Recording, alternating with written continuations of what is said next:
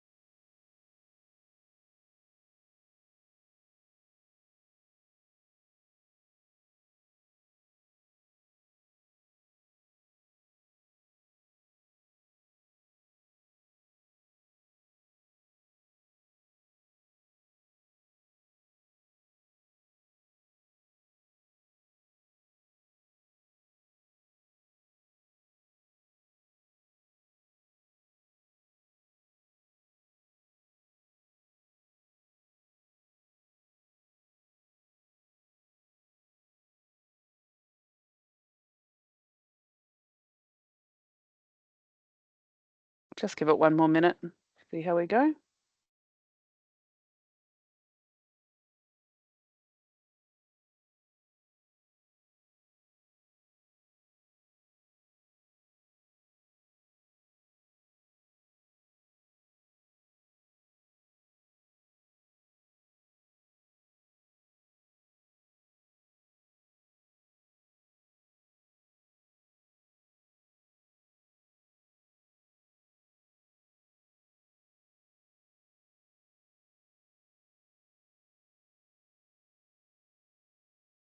Okay, I think we might just kick off and see how we go. A few more people might join, but they can just miss the introduction.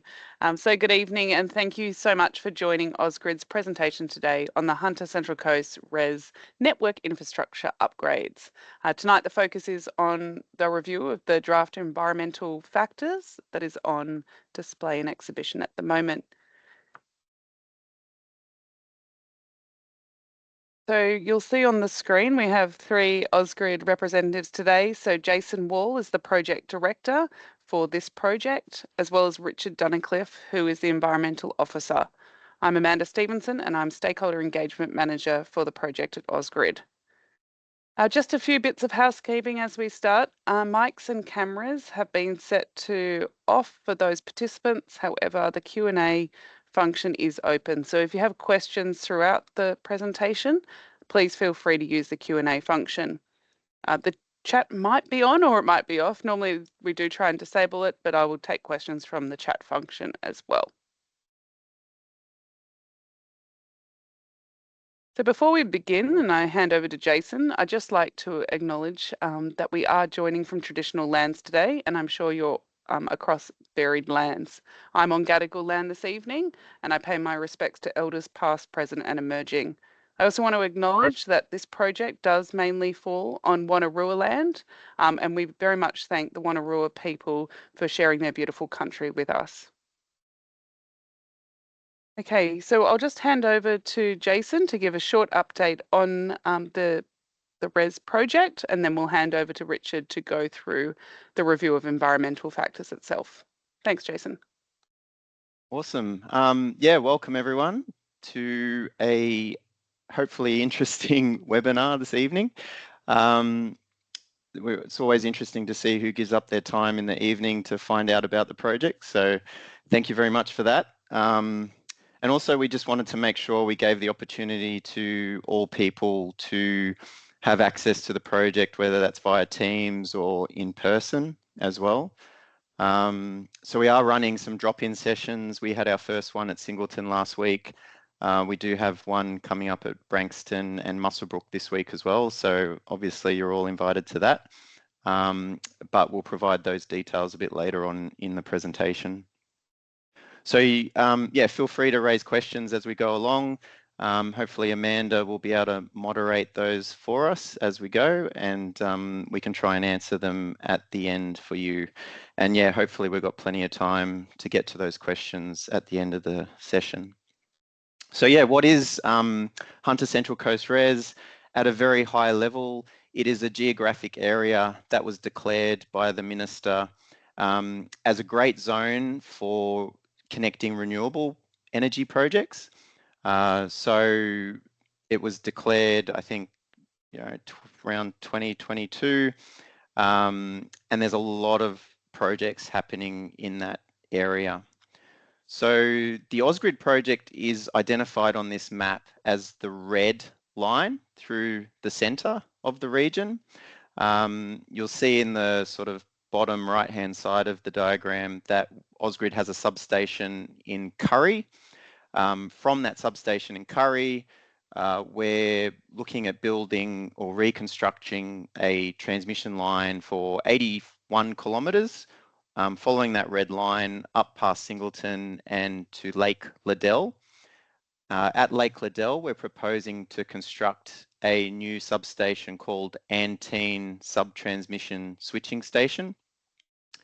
And essentially that substation acts as a hub to collect and connect those new renewable projects in the Upper Hunter region. So whether that's wind, solar, battery energy storage projects, that substation is there to provide a good, strong connection point into the existing electricity grid.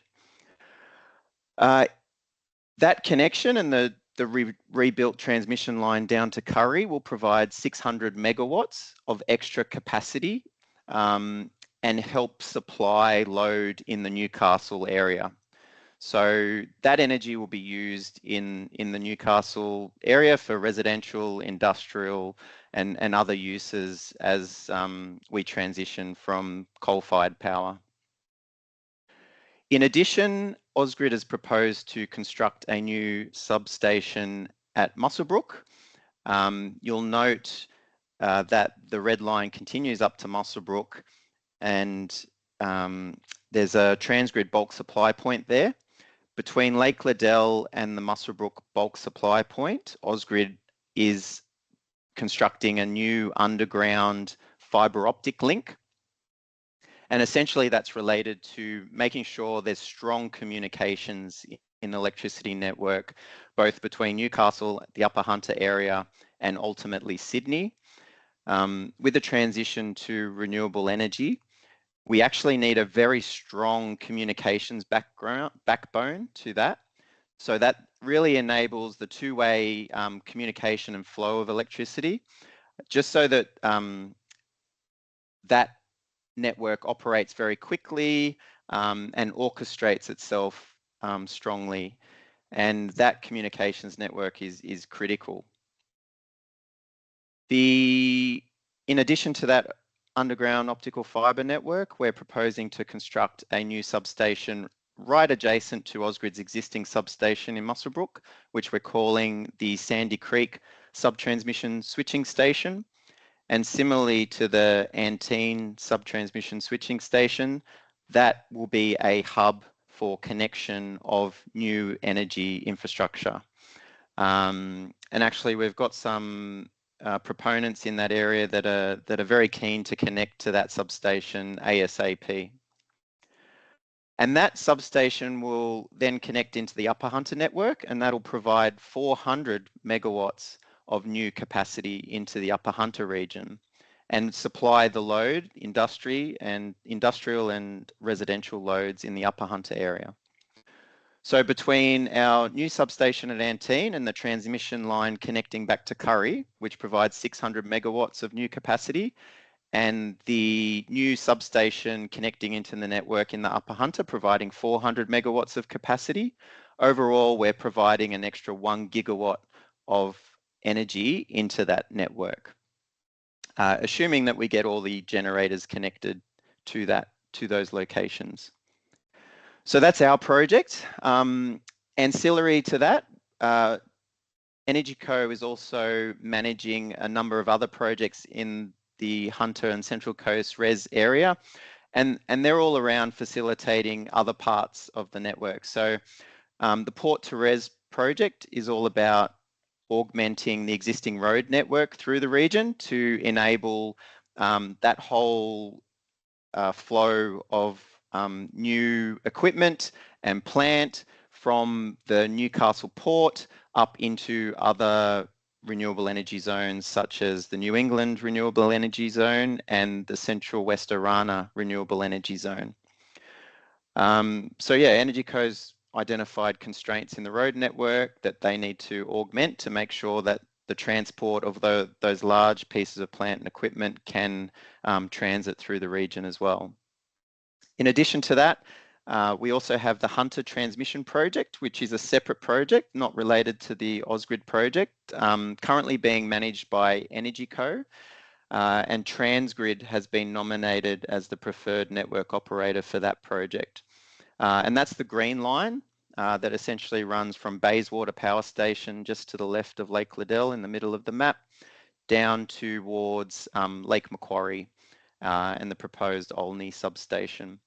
And essentially that's a sort of big, large-scale transmission project backbone to the energy network that'll help transmit energy from those other renewable energy zones like New England and Central West Orana back down into the Sydney network.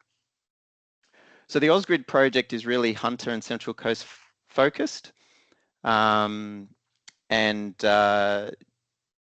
again, providing that local network infrastructure to supply local load.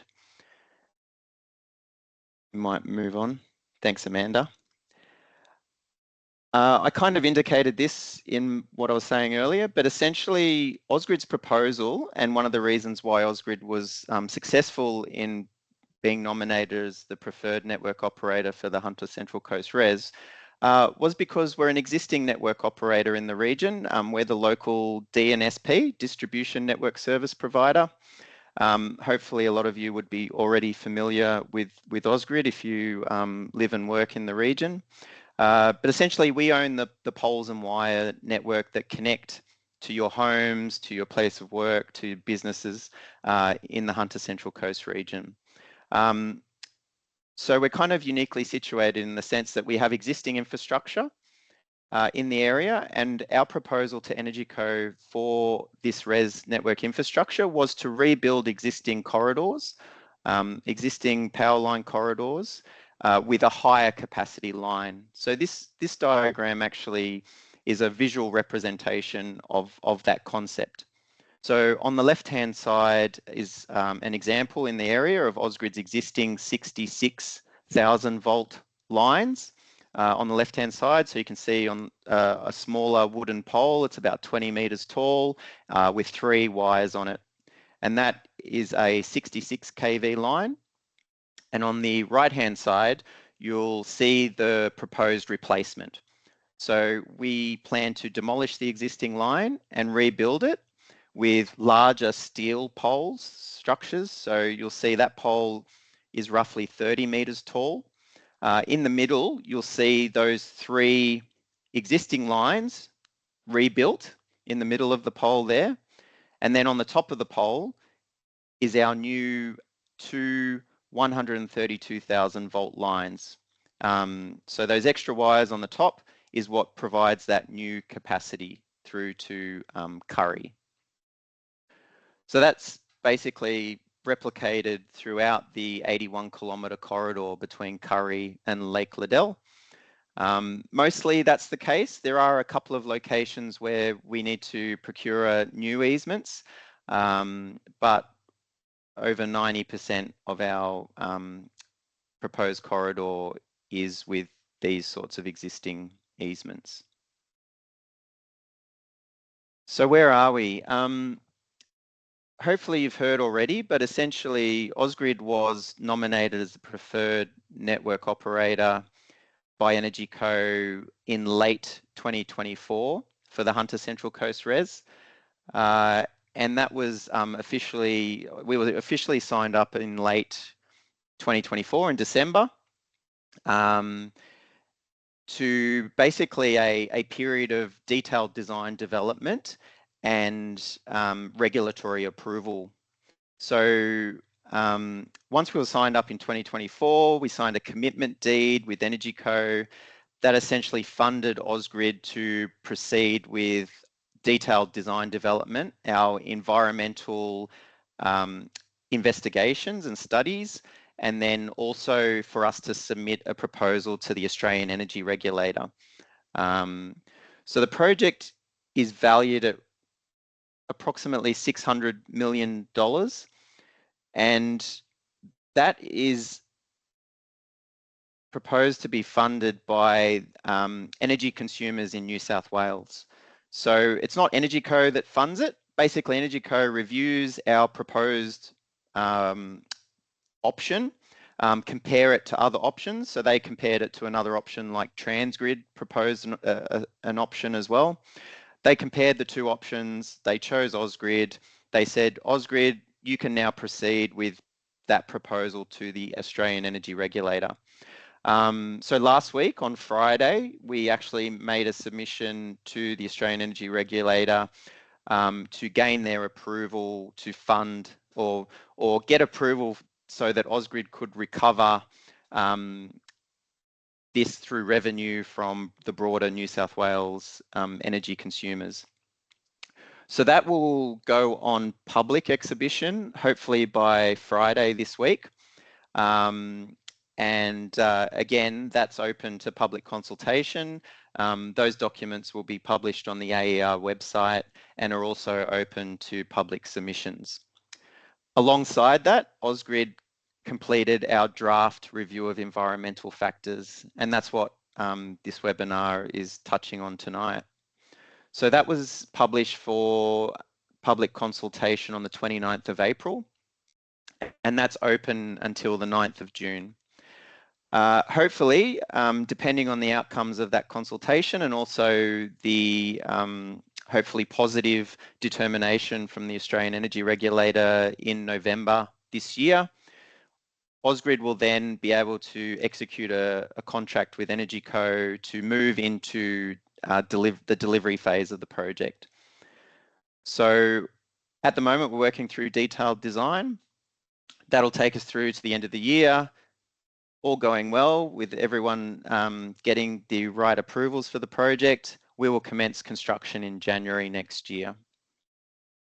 And the construction phase of the project is planned to be 2.5 years. So all of this new infrastructure is due to be commissioned by the middle of 2028.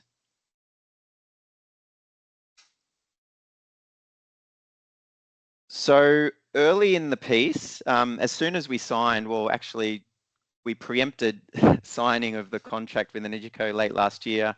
We started early engagement with landowners that were directly affected by the project.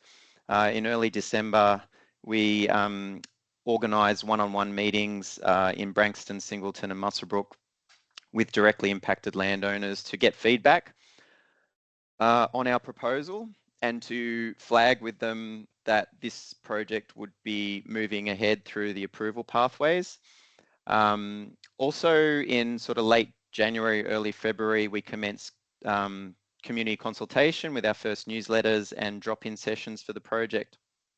So hopefully you may have joined some webinars earlier in the year where we kind of overviewed Ausgrid's solution to this project. But some of the preliminary feedback that we got from that is identified on this slide. The general view from the community was fairly neutral. In our interactions, we got a lot of feedback of concern around generator proponents like solar farms and impacts on agricultural land, which is sort of a general theme that we're hearing across the industry right at this very moment. Some sort of general themes that we often see around energy projects, around visual amenity. Obviously, our new infrastructure will be impacting landowners in the sense that these are bigger poles, taller poles, not so easily screened with vegetation, that sort of feedback. People are generally concerned about the health impacts of electromagnetic frequency sort of radiation. And so that was some key feedback that we've heard just by way of understanding of the higher voltages and what that means. And also just generally there's so much happening in the Hunter Central Coast. It's very hard to differentiate between the projects and who's doing what and why they're different. And so we did get that feedback about trying to differentiate between what the Hunter Transmission Project is, what Ausgrid's project is, what other projects are happening in the neighbourhood, such as the generator projects with the solar and wind proposals. And alongside that, we've done quite a lot of consultation just generally with industry. So we've met with Business Hunter, Business Signalton, Muswellbrook Chamber of Commerce, and presented at their forums across the region in recent months. Thanks, Amanda.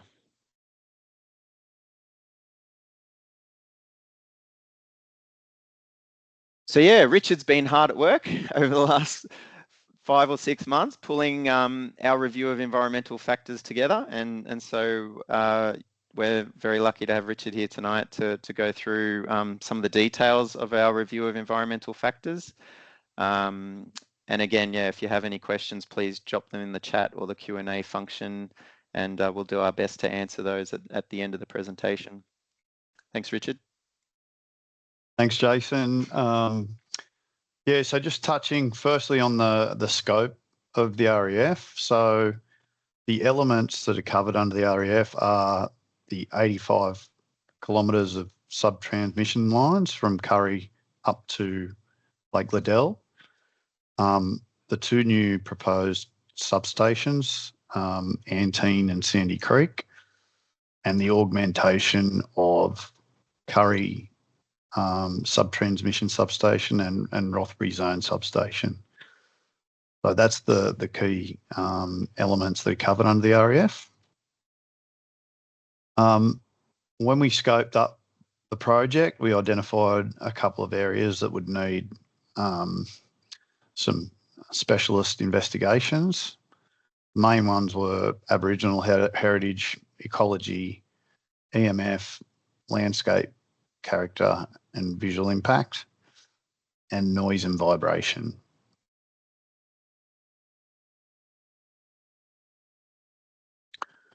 Firstly, with Aboriginal heritage. So initially we undertook some desktop research that identified that there were 1,167 Aboriginal sites or objects previously recorded in proximity to the proposed route. That was identified on AHIMS, the Aboriginal Heritage Information Management System, and 140 of the sites were registered as being within a 50-metre buffer of the route. We then engaged a consultant who undertook a walk of the route with Aboriginal community members, and we confirmed that 84 of the previously recorded sites were confirmed to be within that 50-metre radius of the proposed route. We also identified 26 new sites not previously known and 9 zones of archaeological sensitivity that were associated with the previously or newly identified sites. The discrepancy between the 140 and 84 were that there were quite a large number of sites that had previously been destroyed, but AHIMS hadn't been updated to that effect. The proposed finding by our specialist consultant was that works could avoid many of the identified sites by placing power poles away from known locations or using construction methods that reduce or avoid impact.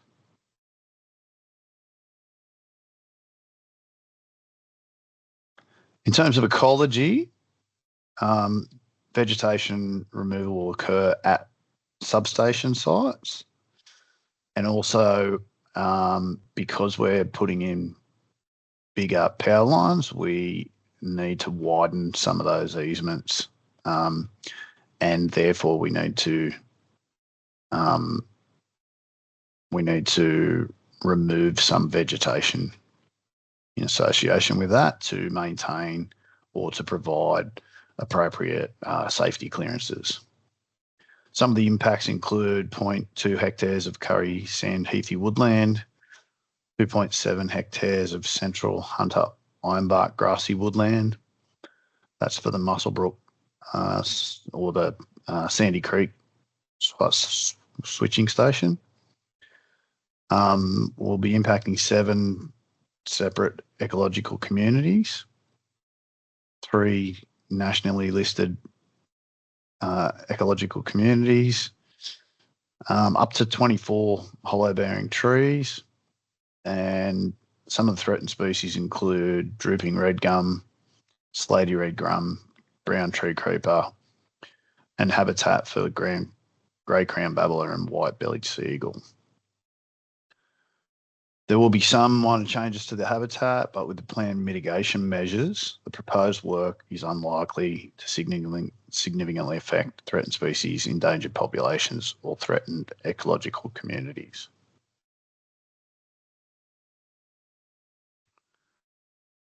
In terms of EMF, so we got the power lines modelled and predicted maximum magnetic fields for the proposed sub-transmission lines are less than 7.6% of international and Australia's adopted guideline levels. That's directly underneath the sub-transmission lines, and less than 1.9% at the easement edges. The results also showed the calculated maximum electric field values are less than 30% of the guideline levels under the power lines and less than 5% at easement edges. The contribution of the proposed sub-transmission lines to the magnetic field environment is predicted to be well within guideline levels.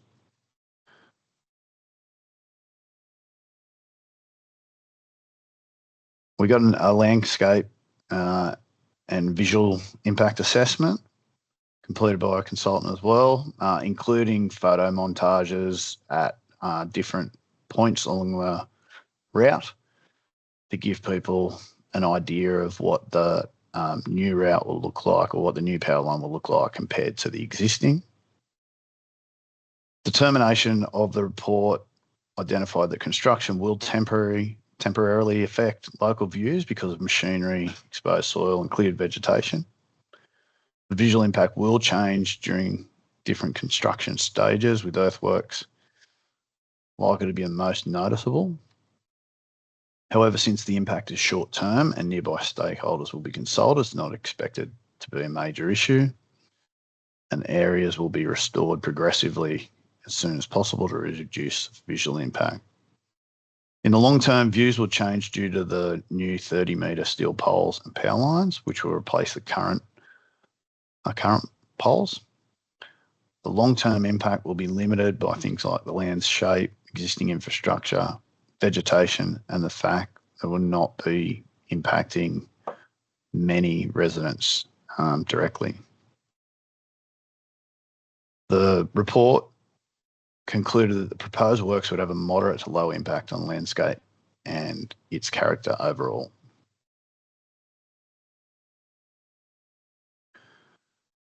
Just a couple of examples here of some of the photo montages. So the top left shows the existing Antine site from the nearby rec park. And directly below, you can see the Antine substation, which will be visible, but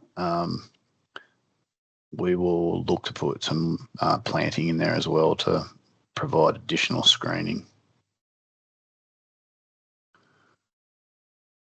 On the right-hand side is the view from residential areas over to the existing Musselbrook STS site, and below we'll show the Sandy Creek switching station. Again, it's visible but it gives you an idea of what it will look like once constructed. Noise and vibration was also assessed by an independent consultant. The existing ambient noise levels were measured at the existing substation sites, or the proposed substation sites. Proposed trigger levels were developed for operation and noise management levels were developed for construction. Future operational noises were then predicted using the iNoise industrial noise prediction modelling software.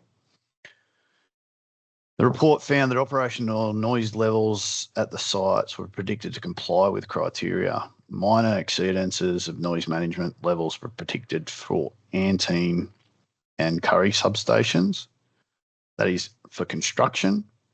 No exceedances of highly affected criteria was predicted.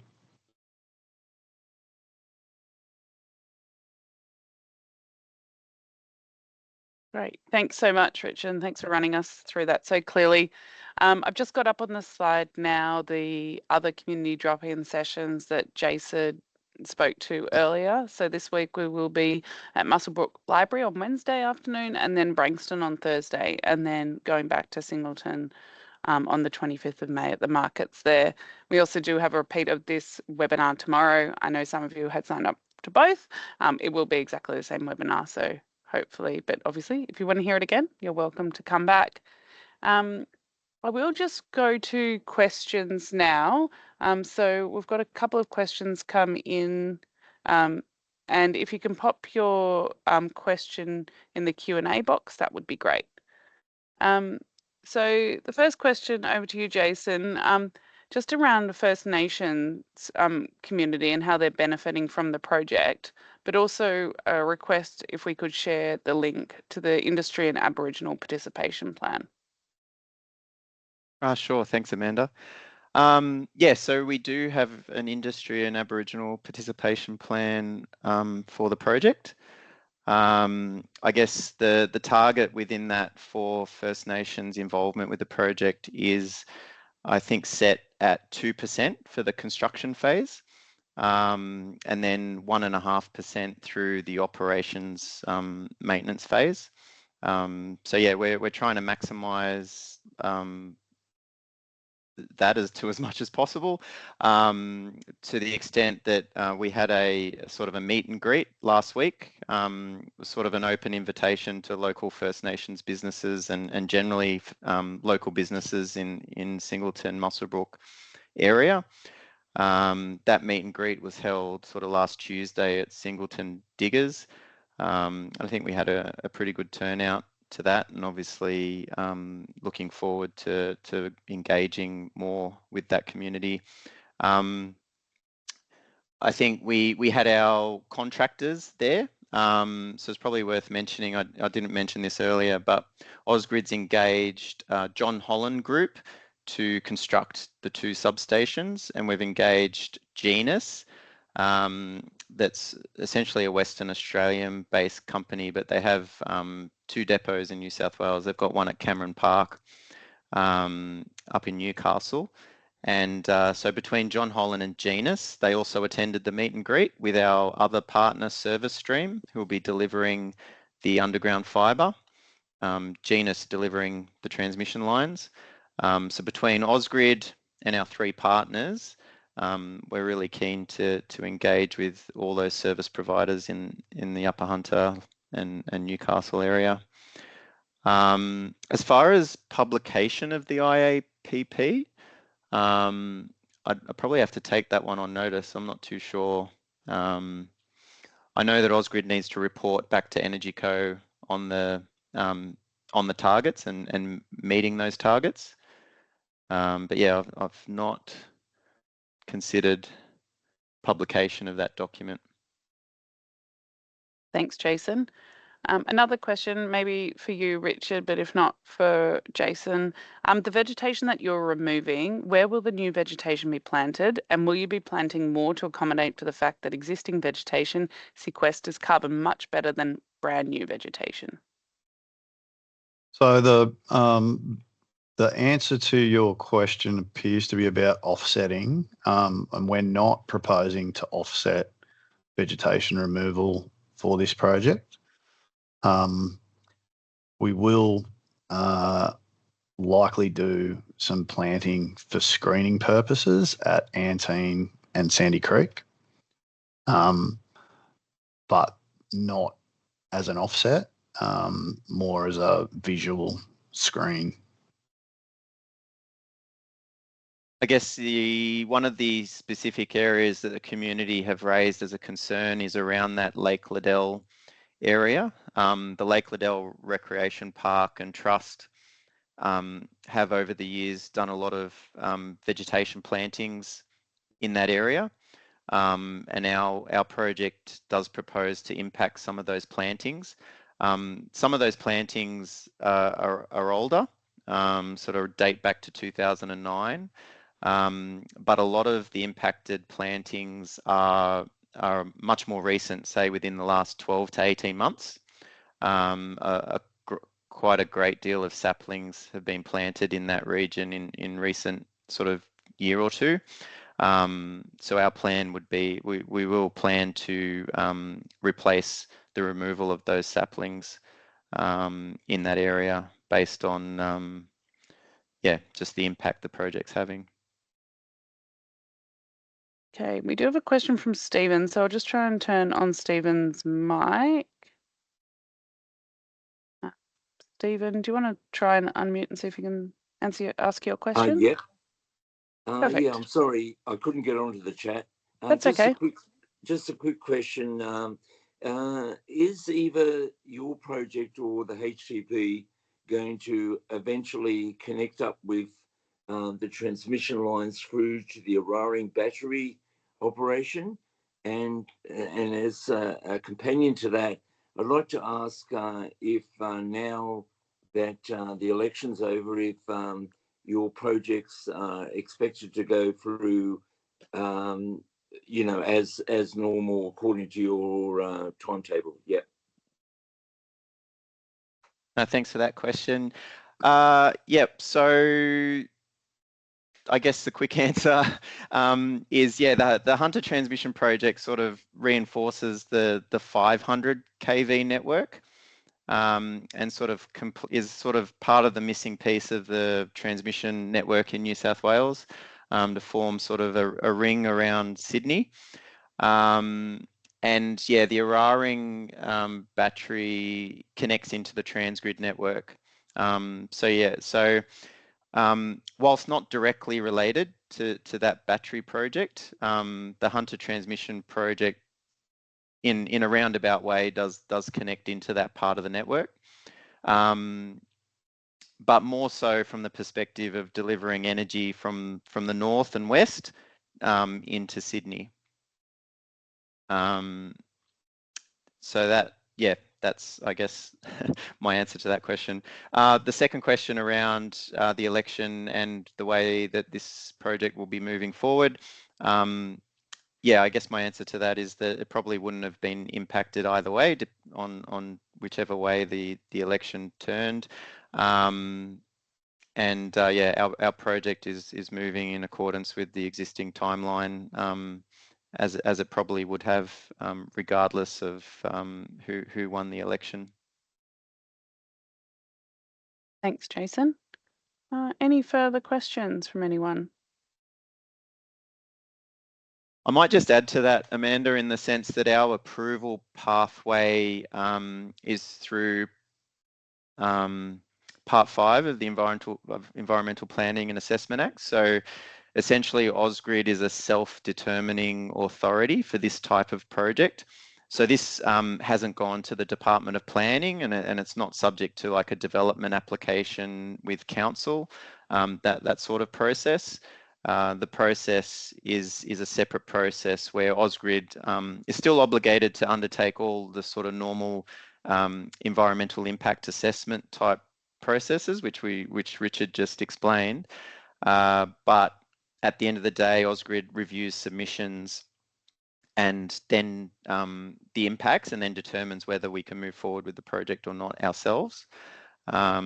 And that just is reflective of the fact that this project doesn't have major impacts due to the fact that we're using existing corridors.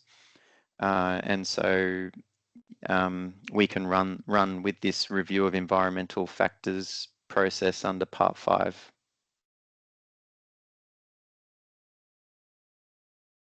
Okay, any further questions?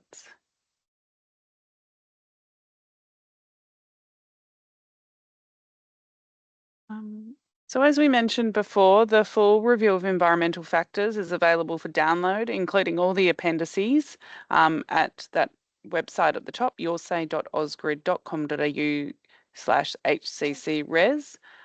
We encourage you to please read it. Feel free to submit a response, either supporting or not supporting the project, and giving a rationale why, because all those statements will be taken into consideration for the final review of environmental factors. So once again, that's open to the 9th of June. But if you do have any other questions or burning information required, you can contact the team on the details on screen. Alternatively, please feel free to join the webinar again tomorrow if you want to hear Jason and Richard's dulcet tones again. But thank you so much, everyone, for joining this evening, and look forward to hopefully receiving submissions for the project. Thank you so much. Cheers all. Good night.